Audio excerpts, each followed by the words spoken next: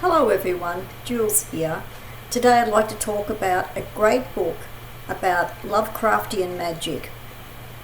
And this book is written by Donald Tyson and the title is The 13 Gates of the Necronomicon.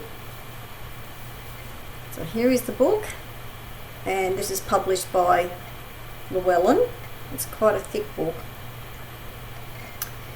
And this whole concept of Lovecraftian magic is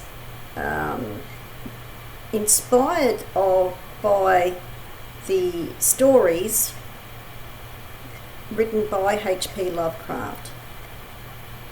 But the concept of Lovecraftian magic itself is actually the original idea of Kenneth Grant, who was a member of the OTO, and he broke away to form his own branch of magic. So the whole concept of Lovecraftian magic really originated with Kenneth Grant. But Donald Tyson has written this grimoire, and the subtitle is A Workbook of Magic. But I see this more as a grimoire, and it's a great book. It's divided into 13 chapters, and this is why it's called the 13 Gates of the Necronomicon.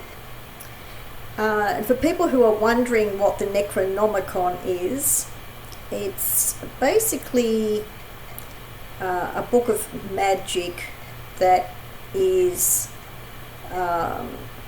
more than likely to be an imaginary book of magic. There has been talk in recent years that there may be an actual real Necronomicon grimoire, but there probably is not, but that doesn't matter. H.P. Lovecraft wrote about the Necronomicon in his stories, in some of his stories, and the stories of H.P. Lovecraft, according to literature, are normally regarded as the Cthulhu mythos, and the Cthulhu was a large monstrous being that kind of resembled a giant octopus. But Donald Tyson regards the H.P. Lovecraft genre as the Necronomicon mythos, and he actually explains why in the introduction to the book. So, as I was saying, there's 13 chapters, and these are based on the 13 constellations.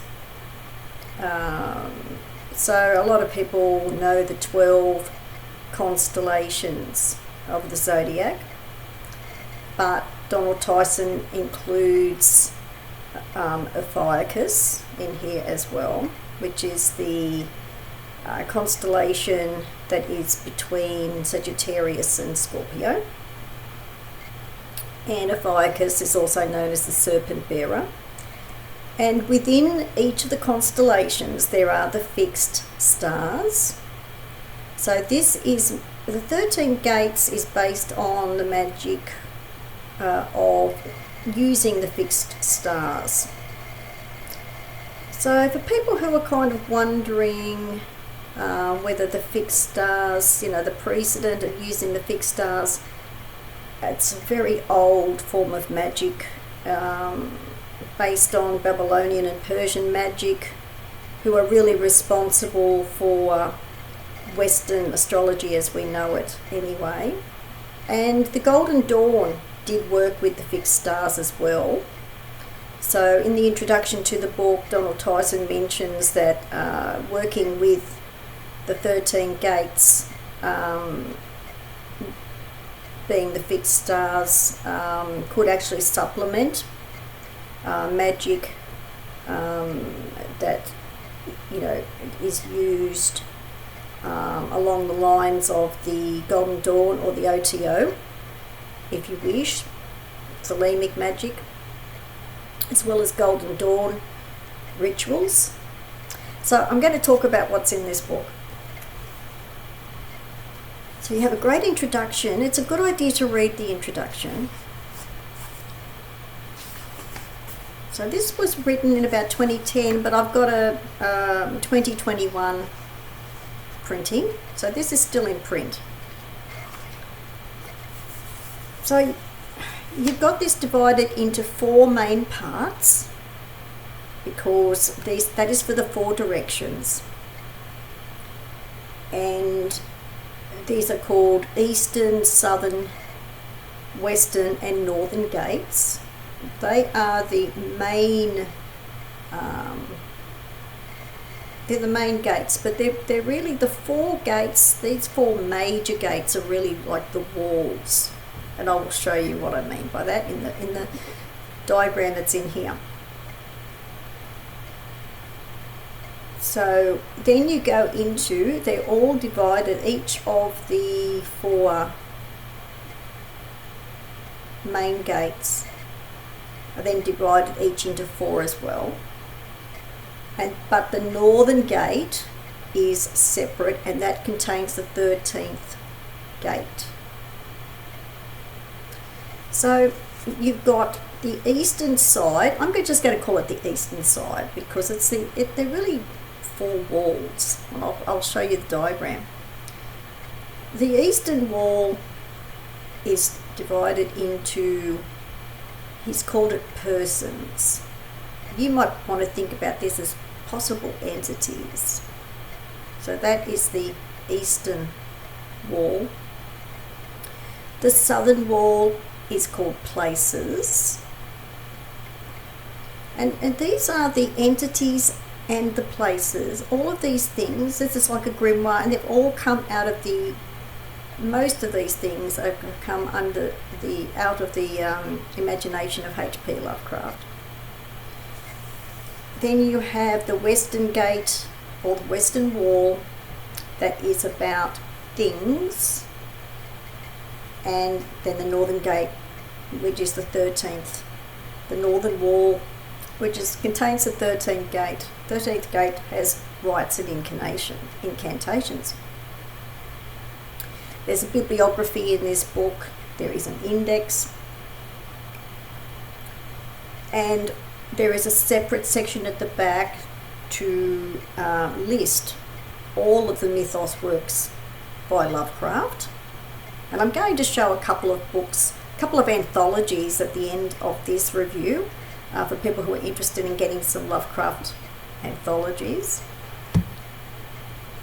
So where you have the eastern gate,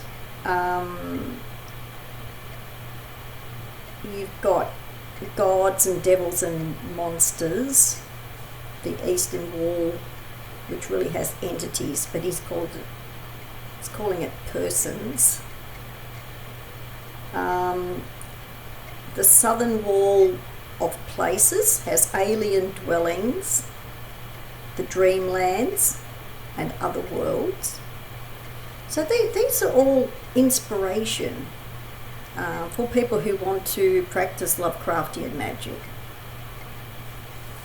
Then the western wall has things or objects, which are books, talismans, oddities and abominations. And then you get the northern wall, which is the 13th gate for rites and incantations. So now I'm going to show you, so by the way, this is a form of astral magic. So this is all being used on the astral plane, which fits in really well with the whole idea of using astral magic as well, with the constellations and the fixed stars. So it all sort of fits in together. I've got quite a high regard for Donald Tyson. Most of his books that I have, are really great. He's a very well regarded and experienced ceremonial magician.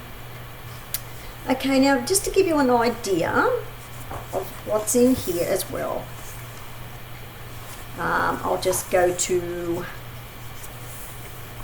diagram in here. This is the diagram of the actual, the actual gates. So you've got the 4 walls, you've got the 4 directions, and alongside each of these walls, because I'm calling them walls because Donald Tyson refers to this as a kind of Necronomicon city. So you can definitely think of this as the walls of the city. And along each of the walls you have got all of the gates divided into 4, and then at the top for the north you have got the 13th gate. So I hope you can see that in here. So, and he's calling it the city of the book. So think of that as 4 walls. Then Donald Tyson has provided power glyphs, an alphabetical power glyph. Here they are, A to Z. So we've got these to create your own sigils, all kinds of things that you want to create. So that's great. And of course he also explains what these gates are about, but why they are there, and this is all about opening each of the gates or any of the gates for different reasons, for different purposes, and there is a key illustration for each of the gates, each of the 13 gates. So for example, with gate 1,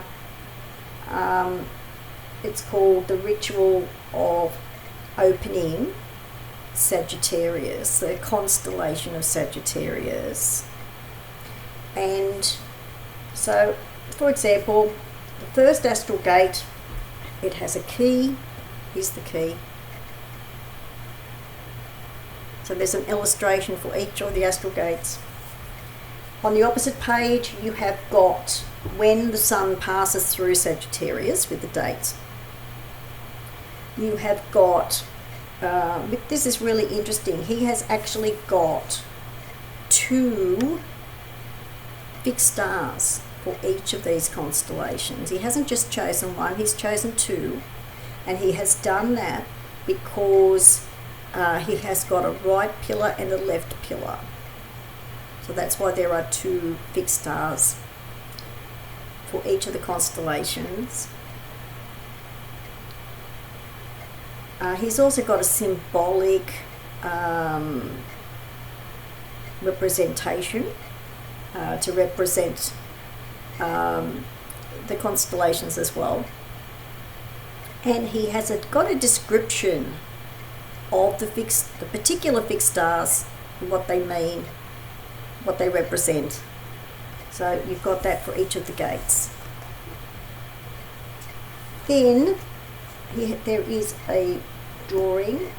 This is, these are the seals of the first key on the first gate. So for example, this is what that looks like for the first gate, which is Sagittarius. He starts at Sagittarius.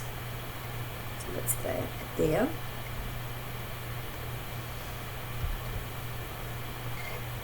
So you can visualize these gates. And then he has got the actual ritual of opening the gate for Sagittarius. The actual ritual is there. How to do that. Then after that, or to probably his explanation of these things, he does that for each of the gates. And I should say, not after that, but before the ritual, he is outlining all of the relevant correspondences in grimoire sort of form. In other words, what is aligned with the first gate, so that you have all of that there. This is a fascinating book. It is really, really fascinating. It's for people who particularly want to work with Lovecraftian magic. So I think I've said the main important things about all of this. So I'll put some details below the video. The 13 Gates of the Necronomicon by Donald Tyson, published by Llewellyn, and it is still in print. So that's this. Like I said, it's a fascinating book. It really is. I think for people who want to work with Lovecraftian magic, it's for people who want to be inspired by something different and something that could be quite new to them. It could be quite new to you. I think it helps to be familiar with the Lovecraft stories. That's why I'm going to mention a couple of anthologies. It's just quite fascinating. Lovecraft was aware and did know about esoteric books. He was inspired by a lot of things. He was quite a complex person. He actually had quite an Edwardian, sheltered life in the first half of his life. That was probably by his imagination. Was very much inspired by his dreams and nightmares. But a very interesting figure. There's about 400 pages in this book. So 13 Gates of the Necronomicon. This is also, I suppose this would come under the umbrella of the left-hand path for people who are interested in left-hand path magic. So that's that book. It's a great book. Now to talk about a couple of anthologies for people. Right. Now this is very appropriately named Necronomicon, the best weird tales of H.P. Lovecraft. We have the Cthulhu on the cover. Quite a thick book as well. This is the commemorative edition. There's lots of different anthologies that you can buy, but I really like this one. I love the black cover. I love the emblem on here. The best weird tales of H.P. Lovecraft. It's got the main ones in here that you would need or that you would want. For me, I like this particular anthology. I think it's great. It's quite popular. This is a paperback version. It's also available in hardcover. I think the hardcover has leather or faux leather material, I think. But this paperback version is quite well bound, so I'm quite happy with this. It is, there is a great afterword in here all about Lovecraft as well, for people who want to know more about him and how he influenced horror films. A lot of people may not know about that. And he also influenced a lot of science fiction writers who came. He sort of fits in different genres. He's sort of known as horror fiction, but also early forms of science fiction or fantasy science fiction. He's also in that genre as well. How many pages are in this book? It's about 800 pages. There's a lot in here. Yeah, it's about 875 pages. But yeah, I really like this version. So, Necronomicon, the best weird tales of H.P. Lovecraft. It's a great book. This is a good accompaniment or supplement for people who are, you know, really interested. I like this as well. It's called Eldritch Tales. This is by the same publisher. A Miscellany of the Macabre of H.P. Lovecraft. This has got his even shorter tales in here, and some of his poetry, which is really quite interesting too. So this is Eldritch Tales, Miscellany of the Macabre. So this is also the work of H.P. Lovecraft. Love the emblem on this book as well. I love the way this has been put together. This is probably, I think this is about 500 pages. It feels a lot lighter than the first one I showed. Oh, these are illustrated as well. The illustrations are great in this book. Great black and white illustrations. It's worth getting also for that reason. You know, I love the illustrations that are in here. I just love the way this has been put together. And again, there's another afterword in here, this time about Lovecraft in Britain. So more information about Lovecraft. Pretty sure this is about 500 pages, this one. Yeah, about 540. Oh yeah, look, there's even something here on the back though, as well. So for people who are Neil Gaiman fans, for example, H.P. Lovecraft built the stage on which most of the last century's horror fiction was performed. He was just so well regarded. Stephen King also holds H.P. Lovecraft in high regard as well. So, yeah, Stephen King, Lovecraft, also the back of this book as well, the first book. Lovecraft opened the way for me as he had done for others before me. So just completely inspired all these other writers that followed.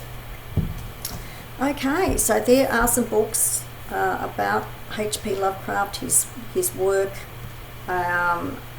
which is the inspiration behind Lovecraftian magic for people who are interested. I'll put some details below the video. Thanks for watching. Bye for now.